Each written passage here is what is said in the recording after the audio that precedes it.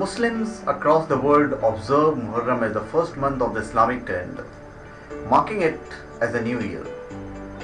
Muharram is also commemorated to remember the brutal assassination of Hazrat Imam Hussain Ali, the grandson of Prophet Muhammad, and his supporters at the Battle of Karbala. The month of Muharram is observed as a period of mourning by all the Muslims, especially those belonging to Shia community. Hussain was given the title of Imam, which means spiritual leader of Islam. When Hussain refused to swear allegiance to Yazid, the second Umayyad Caliph, he and his army were brutally massacred while traveling from Medina to Kufa. I'll tell you about the history and background of Muharram. An era of warring tribes prevailed in the pre-Islamic period in the Arabian Peninsula. Since there was no single major leadership, conflicts and battles occurred on small issues. However, fighting was strictly prohibited in 4 of the 12 months of the Islamic calendar. These months were Dhul Qada, Dhul Hijjah, Muharram and Rajab. The word Muharram was derived from the word Haram, which meant forbidden.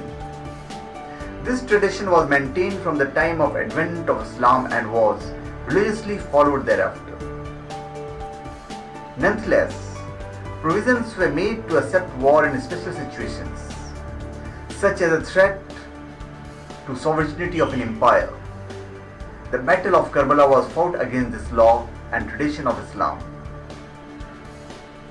Traditional rivalry existed between the inhabitants residing in the banks of river Euphrates and Tigris. However, their animosity was to some extent reduced by Prophet Muhammad. When his son-in-law Hazrat Ali became the Caliph, the enmity resurfaced all over again. Hazrat Ali had 2 sons, Hazrat Imam Hussain and Hazrat Imam Hassan. While Imam Hussain ruled a part of the empire known as Iran today, the other part was ruled by the Umayyads, the present Iraq. Since Imam Hussain was called upon by the Shias of Kufa, a small town in the kingdom of Umayyad, he was called to accept the allegiance and hand over his place to Yazid, the ruler of Kufa. Yazid then instructed his governor, Ibn Ziyad, to take action against him.